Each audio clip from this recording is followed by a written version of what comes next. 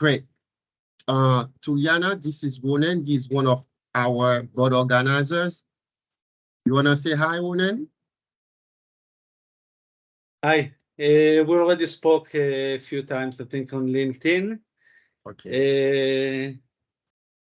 Just let's continue and start. I'm sorry, I'm a bit in a house. I'm in Israel. You probably know the situation here. So I just came in the last minute. Yeah, and we all are sorry for that news. Yeah. Some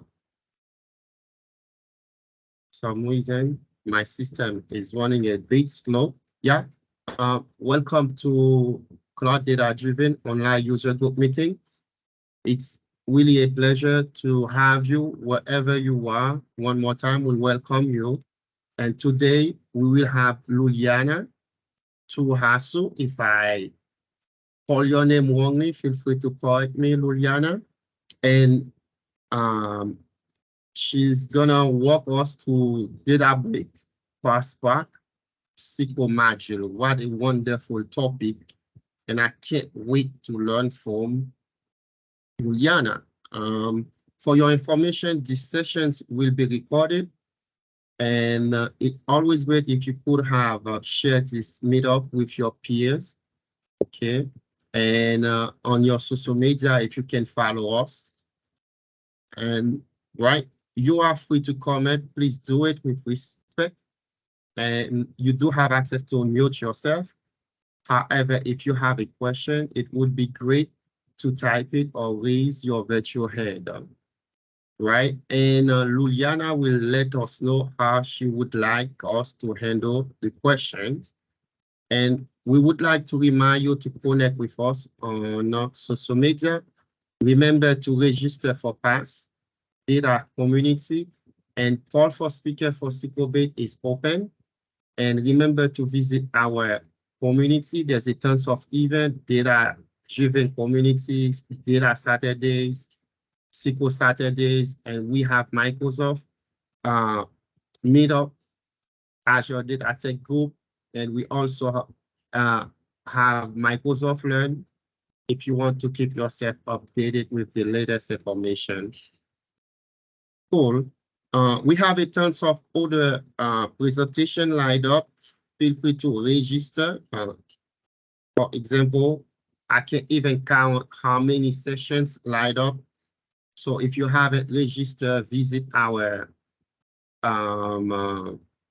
meetup group or LinkedIn page and register yourself.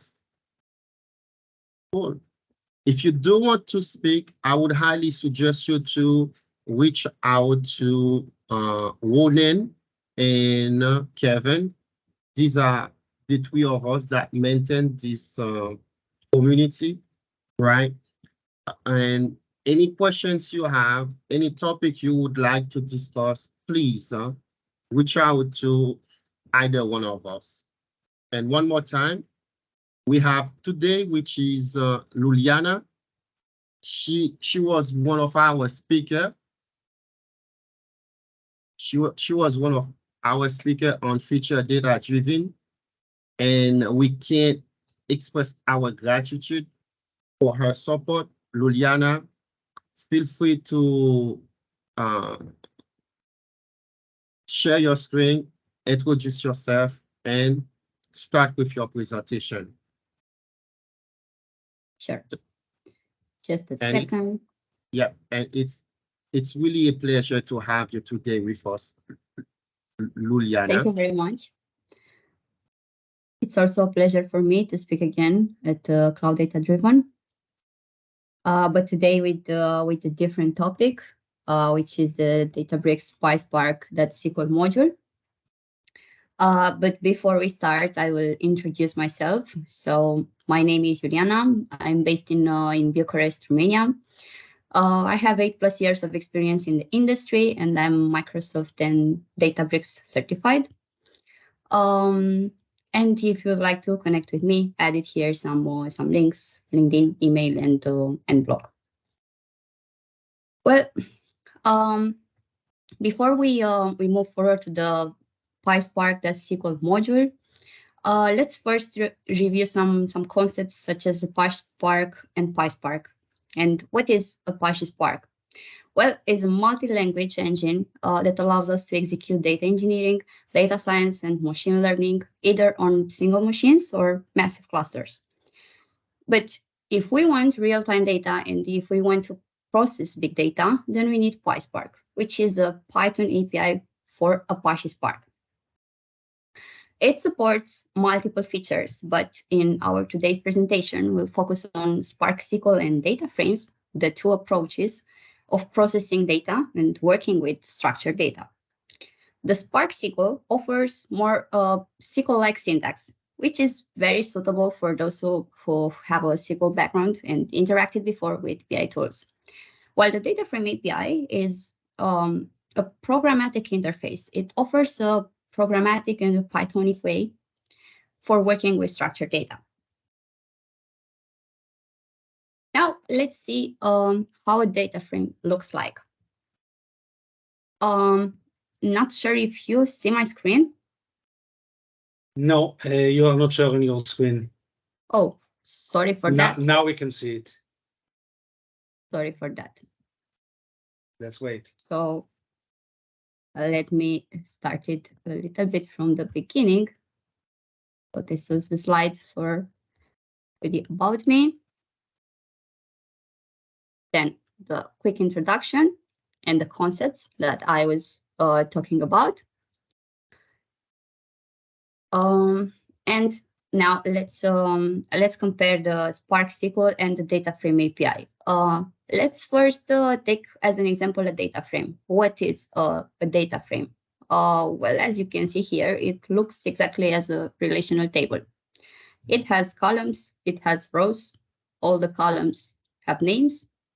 But how do we access it? And I added here on the right side two different ways of accessing it. One is through the data frame API, and the second one is through SQL queries.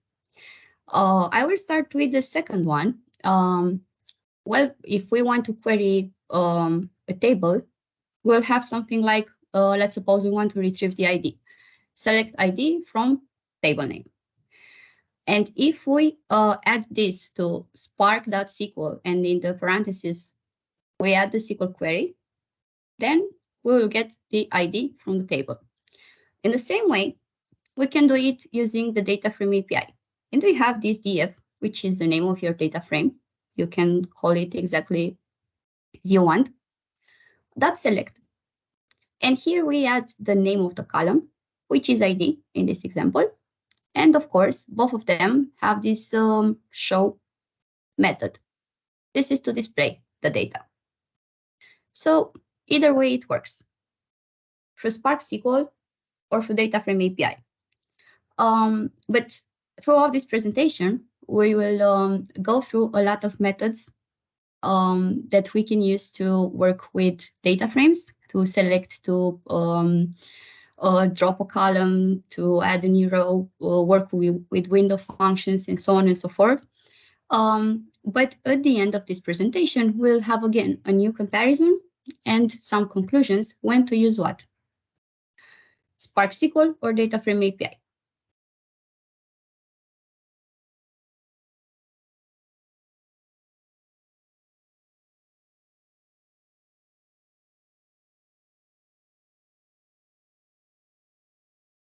We lost your screen, Luliana. Sorry, I think I got disconnected.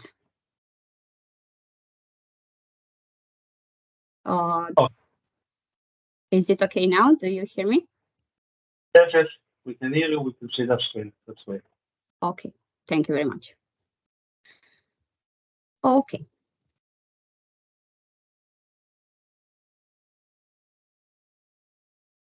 Good. Now let's review and let's go back a little bit to the pyspark.sql module. So here we have some core classes, and I added some of them. We have classes as column and row that we use to interact with the columns and with the rows. We have classes such as window that is very useful when we want to work with window functions. Whenever we want to work with the methods, then we need to import from pyspark.sql. We'll import the needed class. Okay, let's start with the data frame. Because I divided this presentation into small chapters, from time to time I will pause the presentation and we will practice together in Databricks. So let's start it from the beginning. How to create a data frame. We have multiple ways of creating a data frame, but first we can create it from scratch. So we can use Spark that create data frame, and we can add here the rows and the columns. Here we have 5 rows and 4 columns. And this way we can create it from scratch. If we want to show the values of this data frame, we can do it like this. The name of the data frame, .show. And this is how it looks like. If we want to see the schema of the data frame, but not a complete one, because I will show you afterwards another way, we have the print, the classic print command, print and the data frame. And we can see that we have the column, the type, then the column and the type. Because when we define the data frame, the values under the ID column are enclosed by quotes. They are noted by Spark as string. And because the age was not enclosed in double quotes, then it was retrieved as begin. But this is one way of creating a data frame. There are multiple ways. For instance, let's create a data frame from a CSV file. Well, we can create a data frame from a CSV file by adding spark.read the type of file, which is CSV, and the path. The path of this file in the Databricks file system. And if we don't add any other option, by default, it doesn't take into account the headers. So even though this file has headers, it will be retrieved without the headers. And as you can see, the column names are default, underline C0, C1, C2, C3, and so on and so forth. But if we want to take into account the headers, then we have this option, header true. So as long as we add this option, our data frame will look exactly as desired with the columns from the CSV file. We can see also the schema that here without the headers, we have other name for the columns, but when we included the headers, then they are also displayed in the schema. Another way of creating the data frame is from a JSON file. In the same way, we specify spark.read type of the file, which is JSON, and the path. An interesting thing here is the fact that I added a JSON file example. As you can see, our first column is ID. Then we have the name, age, ID, name, age, and email address. But when it is retrieved to a data frame, then the order of the columns is not preserved. So we read this JSON file into a data frame, and it looks like this. Even though ID is the first column in our JSON file, in the data frame, age is the first column. How can we avoid that? We can avoid that by specifying a schema. So if we specify a schema, then we'll define the type of the columns, we'll define the order of the columns, and based on that, our files will be uploaded to Databricks, to a data frame actually. Okay, so we can specify a schema. I added here an example by importing all these struct type, integer type, string type. These are part of pyspark.sql.types. So we need to use the types class for that. When we read the JSON file, we need to add this .schema and the name of the schema. And this way, the schema will be applied to the JSON file. Now, let's see what happens if we define the schema and we upload the file that has more columns than defined in the schema. Well, the schema contains 4 columns: the ID, name, age, and email address. And we apply the schema to the JSON file. However, the JSON file contains the ID, the name, the age, email address, and phone number. So 1 additional column. When we read the JSON file with an applied schema, then the data frame will discard all the other columns. And as you can see here, it will import only the fields part of the schema: the ID, name, age, and email address. Okay. And here is a quick tip between the print and the print schema, because the print shows the schema but not the complete one, while the df, the data frame dot print schema, shows the schema along with, so it's the column name, it's the type, along with this nullable, if it's null or not.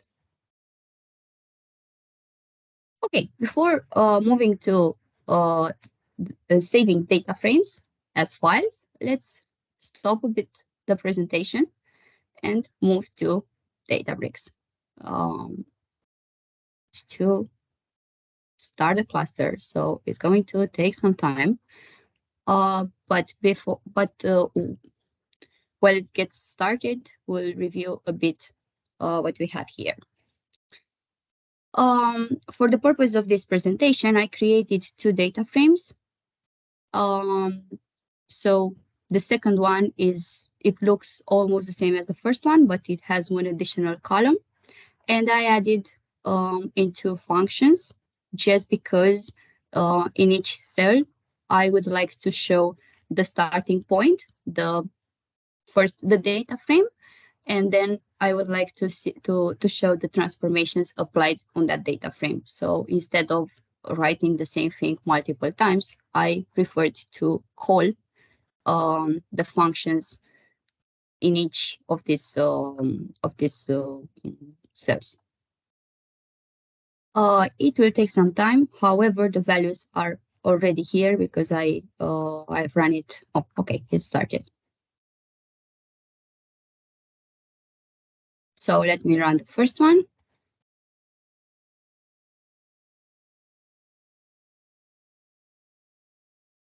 Okay, we can discuss about this.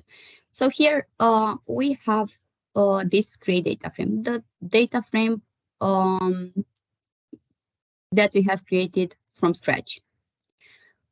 And I just called the create data frame method instead of writing it again here. Then we have the create data frame from CSV.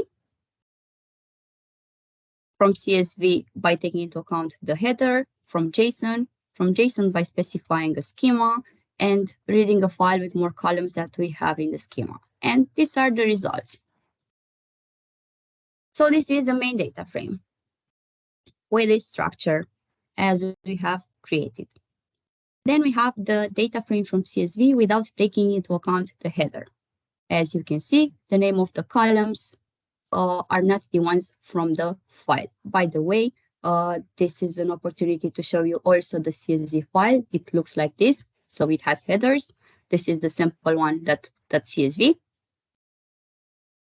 Okay. Luliana, text is very small. If you can enlarge it a bit. Yes, sorry. Do you hear me?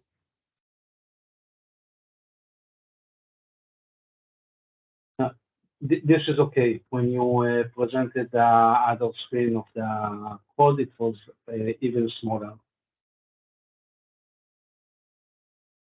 No, I don't hear you that well, but I hope it's okay. Okay, let's continue. Oh, okay.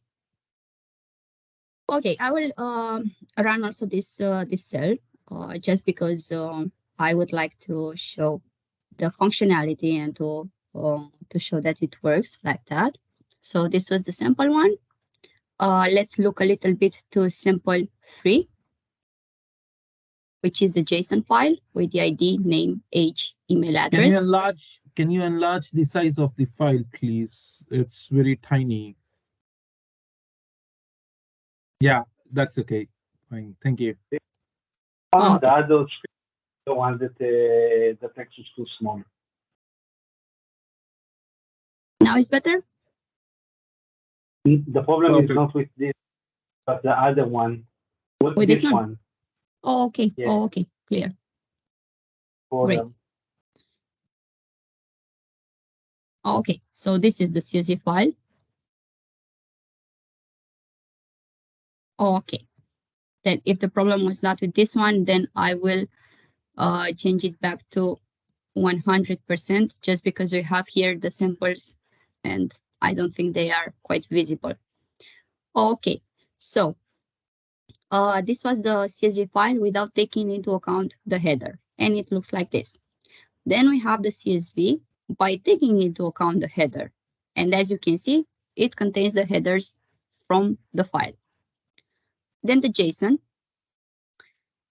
which looks like this, exactly how the JSON, how we define the JSON file. So the ID, the name, age, and email address. But not in the correct order, because here we have the ID as the first column, but we end up with age as the first column. Then we applied a predefined schema. And after applying a schema, this is how the struct type looks like. Then we ended up with the correct order of the columns for the JSON. Then creating a data frame from a JSON that has more columns than defined in the schema. And as you can see, for this, I have used this sample 4. And in the sample 4, which is this one, we have the phone number. So one additional column. So when we apply the schema to this sample 4 JSON, then we ended up with the correct data in our data frame. The correct order, the correct type, and with the last column discarded. And our process will not fail. Okay, let's move to the tip, because I would like to show also this quick tip when you print the data frame and when you use the print schema, as shown also in the PowerPoint. So here you have the print df, and here you have the print schema. Okay, now let's continue, because until now we learned how to create a data frame from files and from scratch. Now let's see how we can save this data frame to different files, the other way around. And the other way around will be, instead of using the read, let's use the write. So we will save the data frame as CSV, as Parquet, and as JSON. So we have the data frame that write this time, because we write it to a file. That mode, this mode is optional. In the first example is overwrite, because we want to overwrite the existing file. That Parquet, this is the type of the file. And then in the parentheses, the location of the Parquet file is a location from Databricks file system. In the second example, we save the data frame as CSV with custom delimiter and header, because yes, we can specify even that. So we have this option, delimiter. We want comma as a delimiter. We want header true, so we want the CSV file with the headers. And as file type, we have .csv, along with the path for the CSV. Then in the third example, we want to save the data frame as JSON, and we want to compress it. So we can use this option compression as gzip, that file format, which is JSON, and again with the path in the DBFS. Databricks file system. Along with that, I added also some general data frame functions that we'll use in the further examples, and I encountered more often. So if you want to list the columns of a data frame, let's suppose you have 100 columns, but you want to add them maybe in Confluence documentation. You can use this data frame df.columns. If you want to get the number of records that count select star from SQL Server, you will have df.count. If you want to sort the data frame by a specified column, so to use the classical order by from SQL Server, you have df.order and the name of the column. Default is the name of the column and it's ascending order. But if we want to sort it in a descending order, then we need to specify this desk. If we want to create a list of rows from a data frame, so we are going to use this df.collect, and we will have a list with all the rows from the data frame. Let's move to 2 slides and check them here. I will first run it at the beginning of this cell.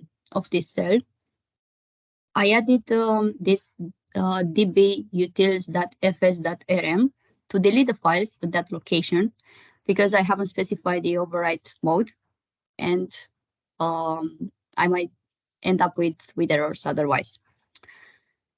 Well, this is the data frame. Then we have these 3 examples as Parquet, as CSV, and as JSON.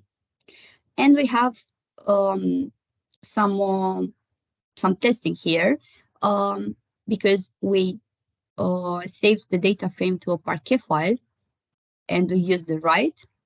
Now we can use the read and read from the Parquet file, and this way we can test what we have in the Parquet file. Another way to test exactly what we have here is to directly navigate to dbfs, and we will do also this thing together. So this is the data frame, and this is the data from the Parquet file. As we haven't altered the data, it's normal to have the same values here. We have a question in the chat. I'm reading it. I have a question which can answer later. We are using Azure Synapse, dedicate pool, and using SQL stored procedure for ETL. We are I don't understand what is written here. Let's say we're using a new way of using Spark. The question is, should we use pyspark or Spark SQL? Yeah, when to use we are actually re-architecting the complete structure, and we are getting away from the Synapse dedicated pool to a new architecture, which is serverless into Fabric. Now, the question is, if we have to use the Spark, should we use the Spark SQL to convert all these stored procedures into the Spark SQL or the PySpark code? Well, it depends. I will start with this. For sure, it's easier to do that because you have everything in SQL code. So you can migrate over the night, more or less. But if you'd like to take advantage of this migration, then maybe you can use both, to use the data frame API for those functionalities that are modular and you want to reuse it. And for those more SQL-like queries, to keep them with Spark SQL. So mixed mode, you mean? But when to use what? That is again a question. We have in this presentation some examples. Yeah, so I'll wait for that. Okay. But just to answer, to try to answer right now at your question, performance-wise, I think they perform the same way, or at least this is in the official documentation, because they are built on top of Spark, so they have the same optimizer, the catalyst and the tungsten. So you don't have to worry about the performance. And when to use what it depends on modular approach. Do you have things that can be reused or not? If yes, then go with data frame API. Do you have queries with a lot of common table expression? If yes, then maybe it will be a better choice to move to Spark SQL, because the common table expressions are not available in data frame API. And it's kind of hard to implement them. It's like reinventing the wheel. Okay, got it. Yeah. Okay. So these are the questions that, but it's based on what you have there. But at the end of this presentation, I added there some conclusion for that. I have one comment. This is a user group meeting, not a conference, so we are a bit flexible with the time, but please do not use a microphone, use the chat, and we will balance the question and inform Luliana when there are questions. Okay, so use the chat for question and discussions. Thanks. Okay, thank you. Now let's continue with the presentation. I added here the initial data frame and the data that we retrieved from the Parquet file. Now let's check this path. How can we check it? So we can go to the catalog and we can browse DBFS, which is Databricks file system. This option is not available by default, so you have to enable it from the admin settings. And if you go here, let me go back. We have the location, which is Firestore, tables, pyspark demo, Firestore, tables, pyspark demo. What else do we have here? Output 1. And here we have all the files that we have defined. We have the folders, because inside the files, we will have the actual files. These are the CSV files. This is the JSON, the compressed one, and the Parquet. This is how we can double check. Okay. Let's try out also the general data frame functions, and let me run it once again. What we have here, we have the list of the columns, we have the number of records, the sort of the data frame by age, and the collect. Well, the initial data frame, the columns of the data frame, ID, name, age, and email address. For the columns of the data frame, as you can see here, they are written twice. And they are written twice because the print was done twice. Here was an inline, and it's shown as a sequence of strings. And if we use the print with the df.columns directly, then the output will be a list. So that's why we have here a sequence of strings, and here we have a list.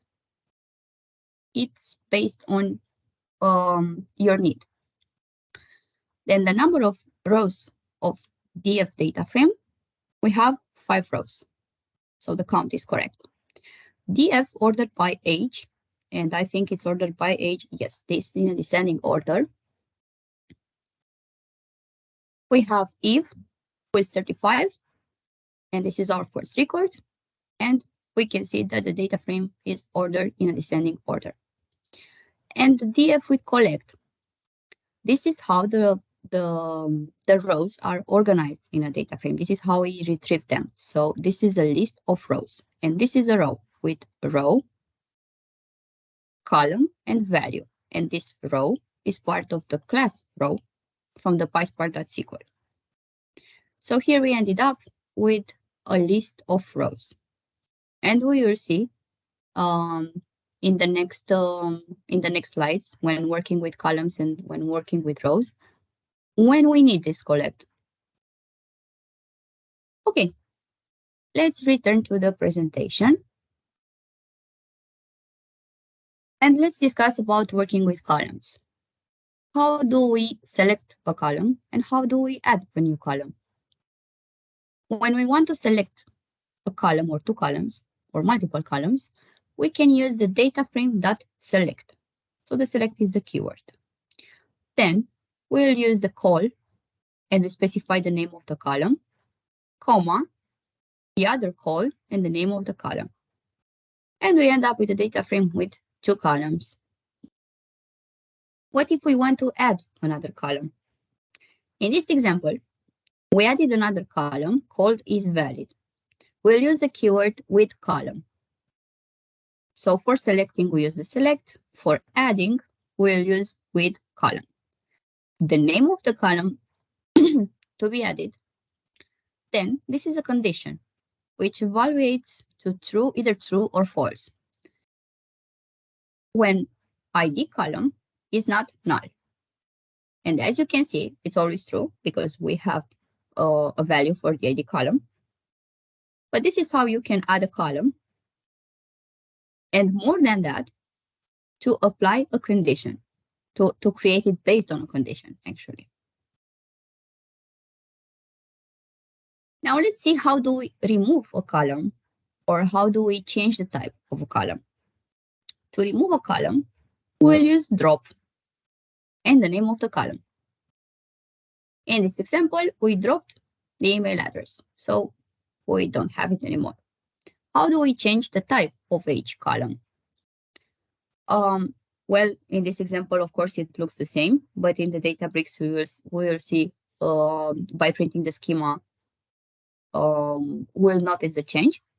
But for changing the type, we have the same with column, but the name of the column is also age. So it's like we override the existing column. And we have here the condition that call and the name of the column age dot cast and the type that we want to and the new type in which we want to cast it, which is string. So from begin, we want to cast to string. Okay. Before going to rows, let's see exactly how the columns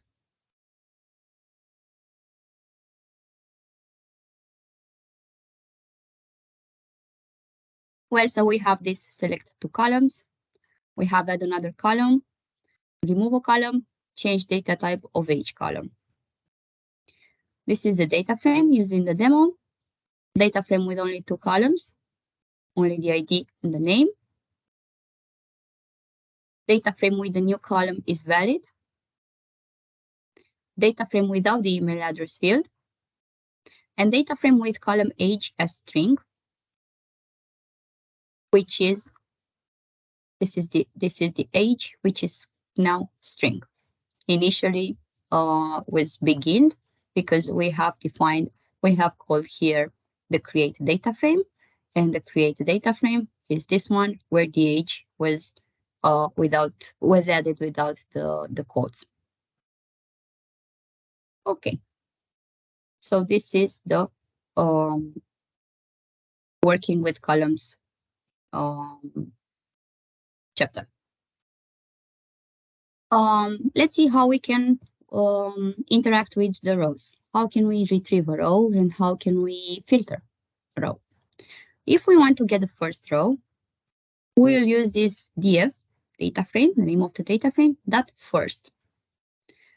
And as I mentioned earlier, this is how a row looks like in a data frame, with row and column with values. What if we want to get a second row? And this is that moment when the collect method is very useful, because we can collect the data frame into a list of rows, and then we can access the second row like this. So we have the second row, which is equal to rows, which is our list of rows, but on the second position, which is this one, the second row.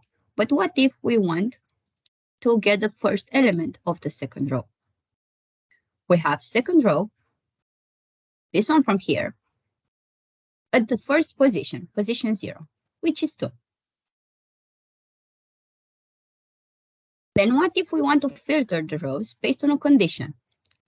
We use the filter, data frame.filter, and here we add all the values under the age column, df, and in the parameter, in the square brackets, the age higher than 28.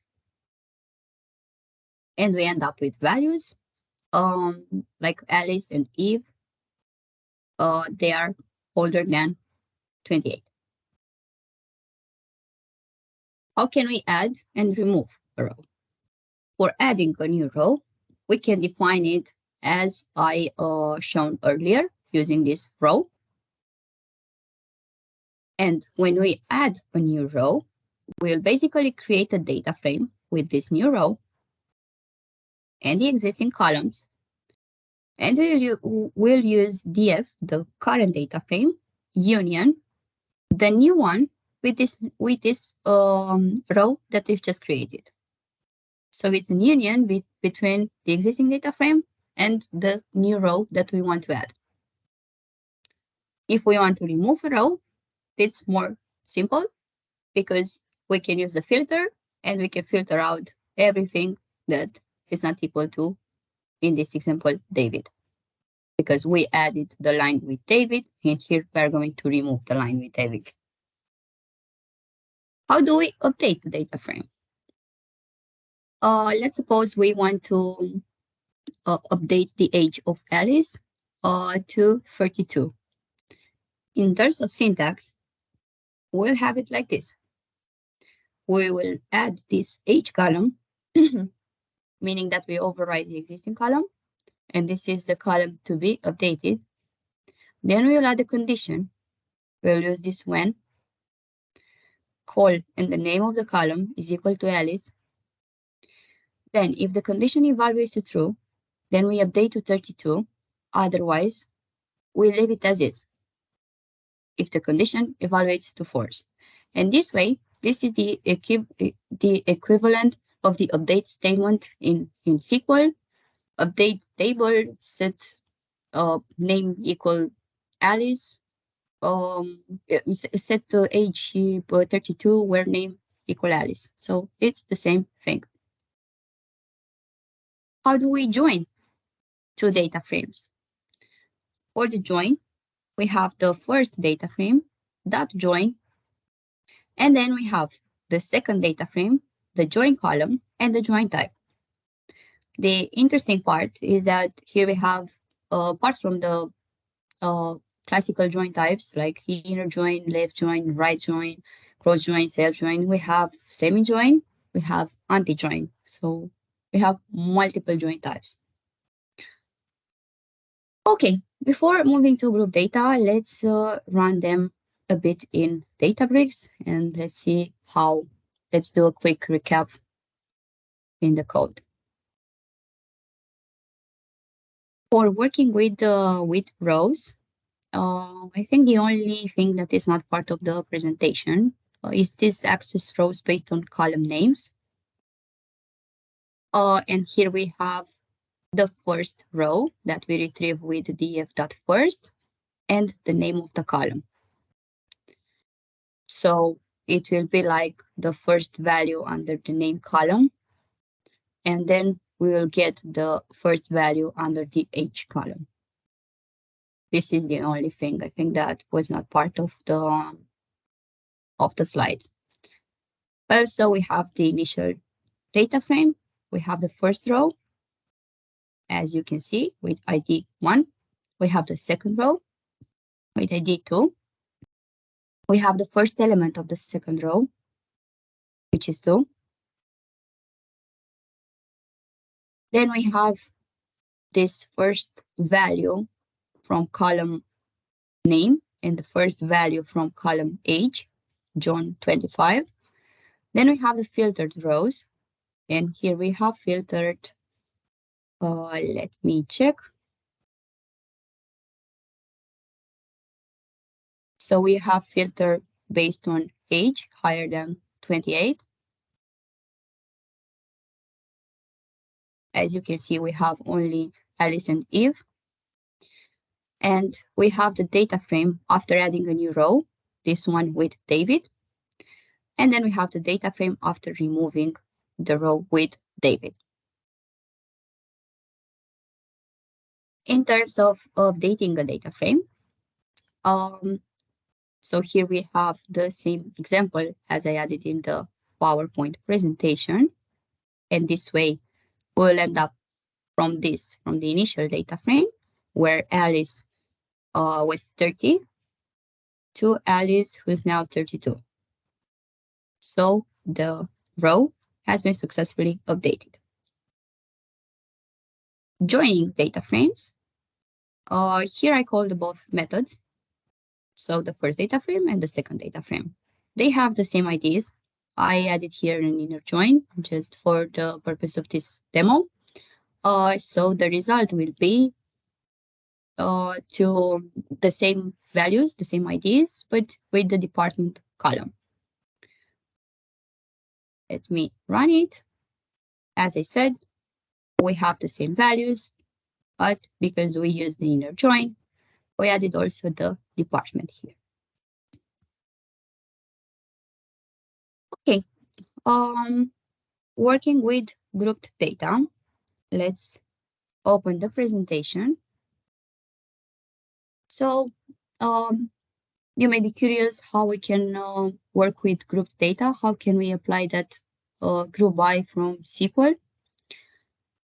Well, it's still group by. It's df, the name of the data frame, that group by. Here we add the name of the column used in the group by, that the aggregate function. And this way, this is the equivalent of select department count star from table group by department. And we end up with this data frame. We have a count of employees at department level. But what if we want to group the data by the department column and find the employee with the highest age in each department? In this example, we need to use this max aggregate function, and we need to specify a column here. Whenever we need to specify a column for an aggregate function, or we want to add an alias, we must use this .agg aggregate. So in this example, we grouped by department, added this aggregate, performed the maximum of age by department. So in the IT department, we have 30, in the sales, we have 35, and in the HR, 22. Now, let's see what if we want to calculate the average age of employees. If we look at this approach too, it's more or less the same with the one from here. With the one from here. But here we used max. Now we use average. But this approach too, this way of writing the group by department and the aggregation can be also written as a dictionary. So we can write this, it's the same output, but we can write this as age average. The only difference is that in this sample, I haven't added the alias, but in this sample, I added the alias. This is the only difference, but it's the same output. Now, let's see what if we want to group the data by the department and create a list of employee names in each department? So we want to end up with something like this. For each department to have a sequence of names, of employee names. We can use the same AGG, and here we use the collect list, the name of the column, which is name, and of course an alias if you want to.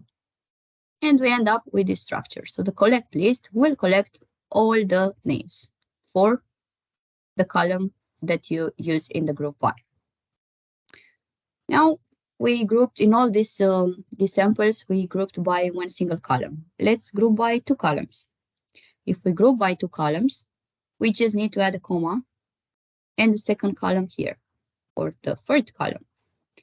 Because we group by department and age, and we perform count of the department, it's normal to get this 1 under the count, because if we consider department and age as kind of a key, we have distinct values.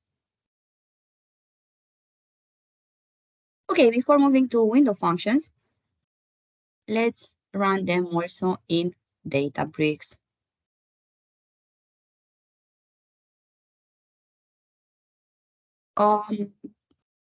So here we have the same examples as in the PowerPoint, but don't forget that max, collect list, average, and count are part of the functions class. So if we want to work with them, we need to import them. And for the purpose of this demo, I imported the second data frame, the one with the department. And this is the one used. Group by department and count employees. In the IT department, we have 2, sales, we have 2, HR, we have 1. Then, if we want to group the data by department column and find the employee with the highest age, IT is 30 and sales is 35. And if we look here, 30 and 35. Then approach 1 and approach 2, which have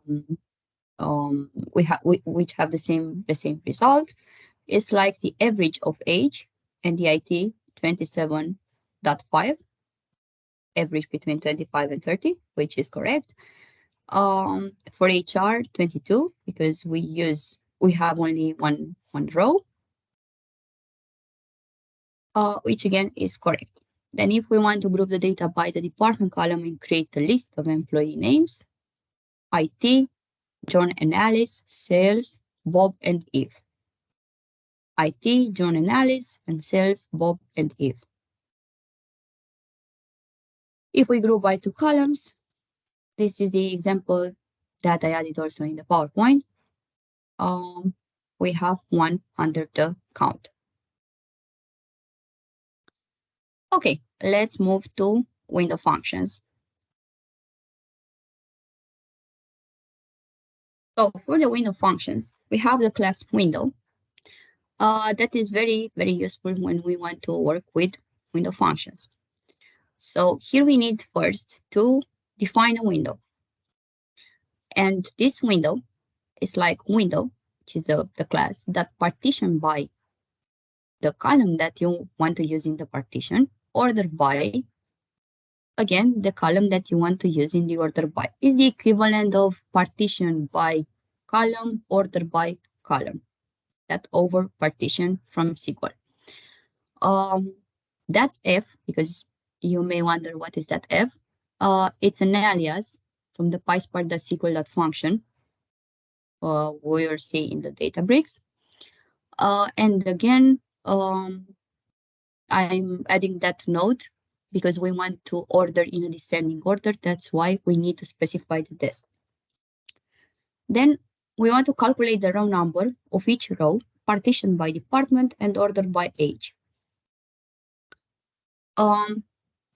We have this df.weight column where we specify the name, row number.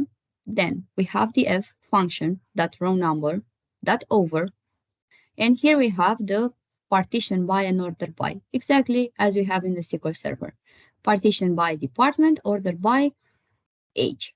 This order by, from the end, I added just to produce the same output. I mean, to order the data based on ID to check easily the differences. Also, we partition by department and we order by age in a descending order, which means that Alice, who is 30, gets row number 1, while John, who is 25, gets row number 2. If we should have to remove the duplicates, then in this example, we'll have removed John because he's the youngest in this example. Then the same thing happens to sales. In the sales department, we have Bob, who's 28, and Eve, who is 35. Eve will get 1 as row number, as you can see here. Then Bob will get 2, because Bob is 28, and we order in a descending order. And Charlie, we have only one row in the HR department, gets 1.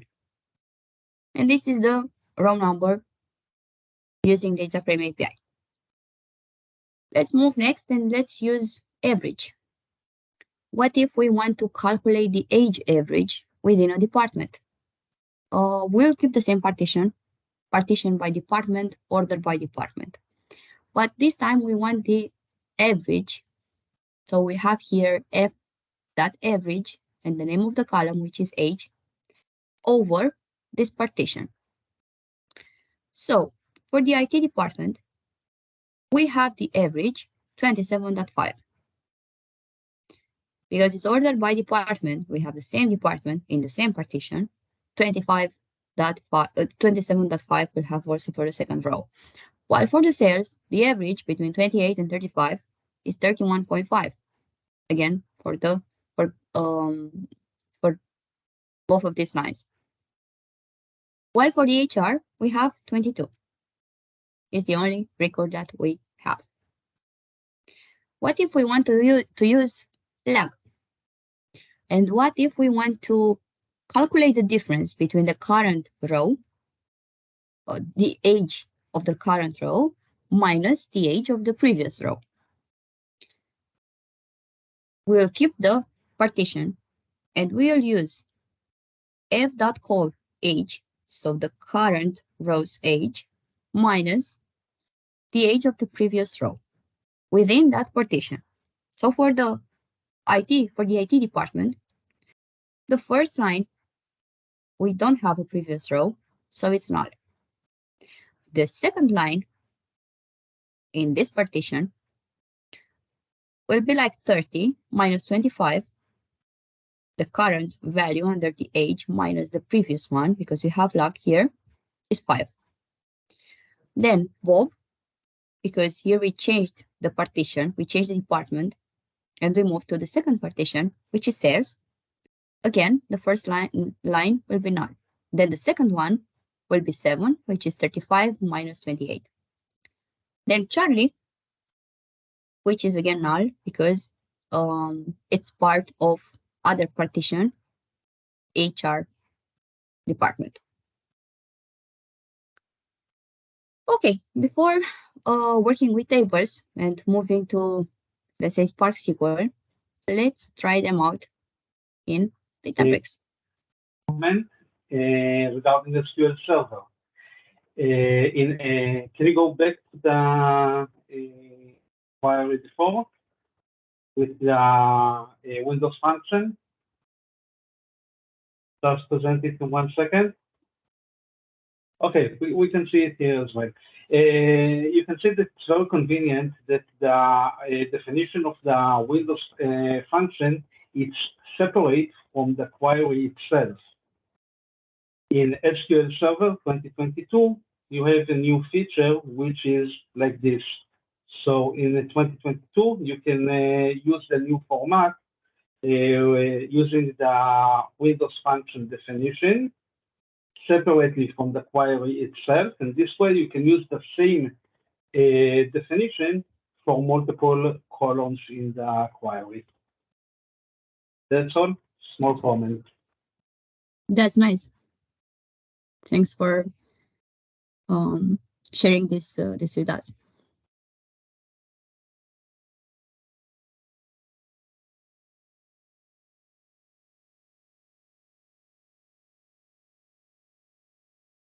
Okay, so because here we have the same code with the second data frame, I will put some accent on the imports. We imported the window class, we imported the functions, and we added an alias that we used further here. And apart from that, let's check again the values. The main data frame, the row number for each row partitioned by department and ordered by age. As you can see, department and age. Alice, who's 30, gets 1 as row number, then John gets 2. The age average within a department, the average between 25 and 30 is 27.5. The difference between the current row age and the previous row, 30 minus 25 is 5, while the first row gets null because we use flag. And again, the same thing, 35 minus 28, it's 7. Now, let's move to our next important topic, which is working with tables. So working with tables, we have two types of tables. We have the managed tables and the external tables.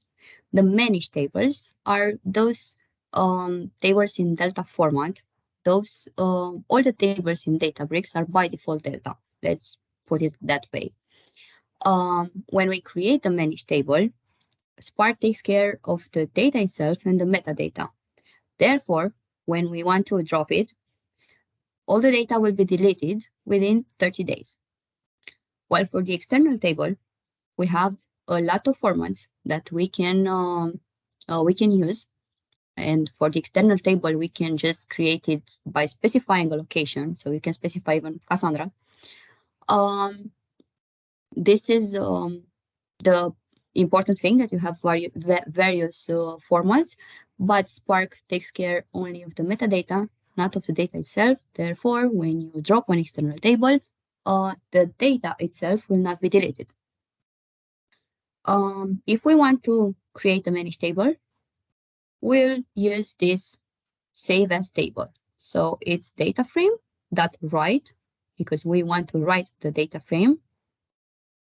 Then the mode, which in this case is overwrite, that save as table, and the name of the table. If we want to query the table, this is the point where we use Spark SQL, and will be like spark.sql in the select statement. In this example, select name age from table name, where age higher than 25. And this is how you can work with tables. If you have a data frame, you can either work with it with data frame API, or you can add to a table and query exactly as you did in SQL Server. Working with views, you can create temporary views and global temporary views. The temporary views are available only within the current session, while the global temporary views are cross-session, but whenever you, let's say, restart the cluster, then you will lose this data. It's interesting that the fact that they are tied to a temporary database called global temp. Therefore, when you query a temporary view, you must add the global temp, that's the name of the view. For creating a temporary view, you need to specify create or replace temp view.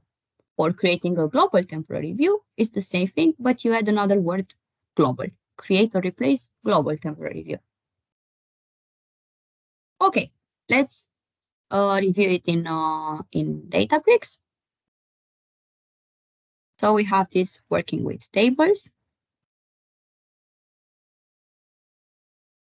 And we will save as table. This is the name, employee table. Then we will perform a select from the table.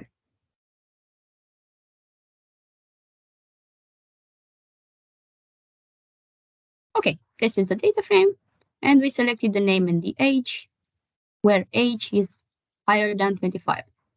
Name age, and as you can see, all 3 employees are older than 25. Then let's move to the next one, the views. We have the data frame. I added here, so I created a temporary view, people view, and the select with name and age, so it's the same select statement. Then a global temporary view, people view 2, and again the same select, and I will put some accent on this global temp. As I mentioned, you need to specify it here. Well, this the main data frame, temp view result, global temp view result is the same query, therefore we have the same output. Let me show you exactly where you can find also the table. In the catalog, in Databricks, we have this Hive metastore. And here we can see the table. As I mentioned, the tables are default in Delta format. So we have this Delta here. And we have also the column, name, the type, and some comments. The metadata of this table, if we browse the DBFS, just a second to go back, we have this user, Hive, warehouse, employee table. And these are the files for our employee table. This is how we can double check it, let's say. Okay, now, because we are about to end, this is the, I think the last cell. This is a comparison between Spark SQL and data frame. And in this example, I created a new data frame with these columns, ID, name, department, and salary. In using data frame API, I created 2 methods. One for calculating bonuses and categorize employees, and the other one to filter employees with high bonuses. Well, this is the first interesting thing, the fact that you can use methods, so you can have a modular approach. If you have other processes where you need these 2 columns, where you need this filtering, then you can reuse it. What do we have here? Let's understand the code. Let's go more in depth. We have this with column, so we add 2 columns, and for the bonus, we have the salary. When salary is higher than 600, then we give a 10% bonus, which is 0.1 multiplied by salary. Otherwise, 0. Then for the category, when department is equal to IT, then the category is technical. Otherwise, it's non-technical. Well, while for the bonus, we have this filter higher than 50. How do we call them? df output. We put in this data frame the first method, which has a parameter df, that df created here, data and columns. Then the second method, when we call the second method, we add as parameter this df output. So it's like cascade here. Let's run it and let's see the results after calling the first method and then after calling the second method. Well, this is the data frame. This is the result after calling the first method, as you can see, with 2 additional columns. Then this is the result after calling the second method, because if we look on this column, we filtered with bonus higher than 50. And we ended up only with Alice, Bob, and David. 60, 70, and 80. Now, let's see how we can do it with Spark SQL. With Spark SQL, we can create a temp view.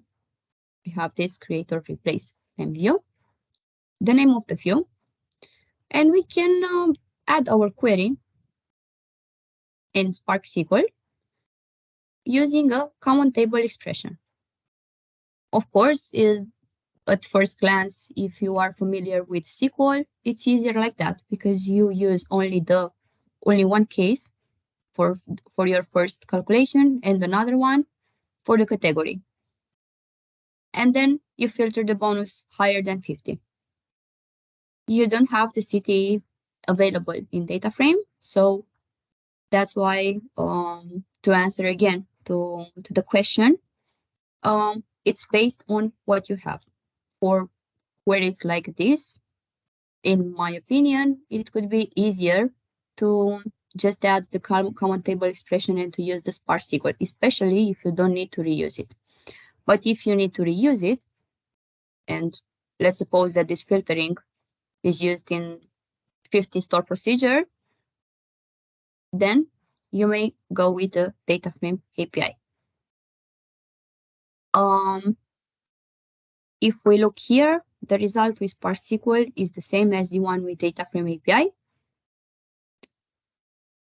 So this is the difference. Apart from that, we have also this magic command, the SQL, so we can directly select the data from table. Okay, let me go back to the presentation. So this is the last slide, Spark SQL or data frames. So ease of use, Spark SQL, when let's say you are familiar with SQL and whenever you, let's say, have to implement or translate a common table expression, then Spark SQL would be a better choice. In terms of performance, they perform the same way. However, I added here some small differences, like Spark SQL can optimize execution plans for SQL queries. However, on the data frames, you can apply partitions. You have control. You can have more control on the optimizations. So again, it depends. On the expressiveness, here it depends what you want to achieve, because Spark SQL is limited to SQL operations, but using data frame API, you can do a lot of other things.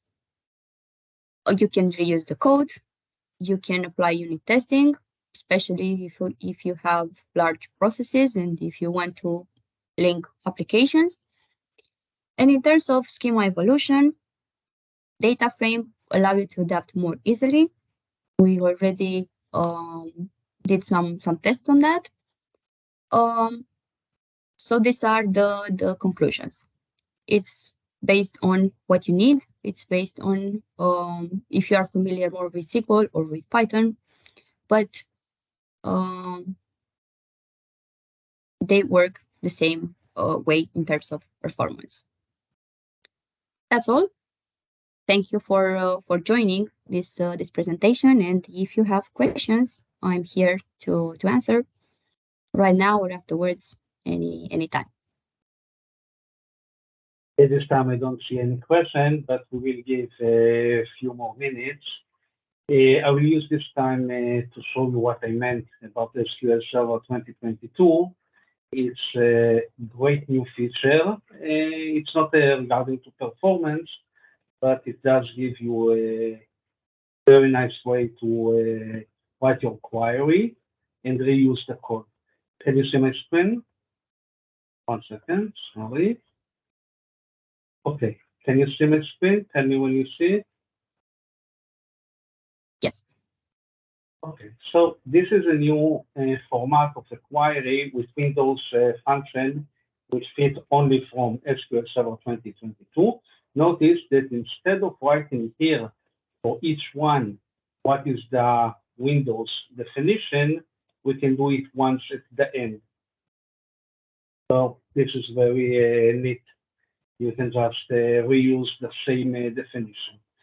Now, I want to show you one more thing, and this is a gift for everyone who are here in the meeting. It's not open.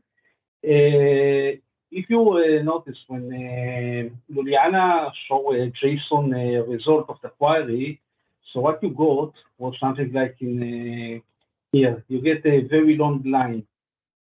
So if I will open it, you cannot actually read all the line because it's really long. And Luliana only needed the first one, so it was simple for this session. But what if you want to read it? So a very small add-on that I wrote to myself. If anyone wants it, this is a gift for everyone who are in this session. Contact me and you can get it. All you do is click on Pretty JSON, and now you can actually read it. Okay, and let me check if we have questions. Okay, no. Oh, we have questions. Liliana, can you go over the chat directly instead of me reading you? Yes, yes. Okay, so I have a question. Can I write directly SQL queries in the Databricks notebooks without specifying the Spark SQL? Yes, we can do that. We have that SQL magic command. Let me share my screen and show it once again.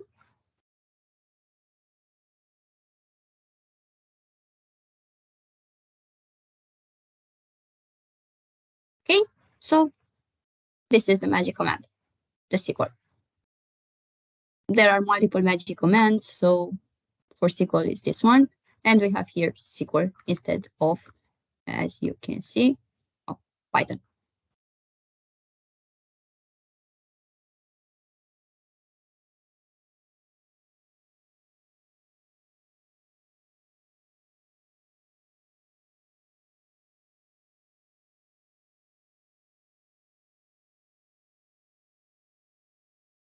Okay, so if you don't have more questions, it was great session, Luliana. By the way, I'm not sure that I pronounced your name correctly, but you didn't fix this. Continue. It's Luliana, right? It's Iuliana, but it's almost there. Luliana. Okay. Thanks a lot. It's a great session. Thanks everyone who joined us.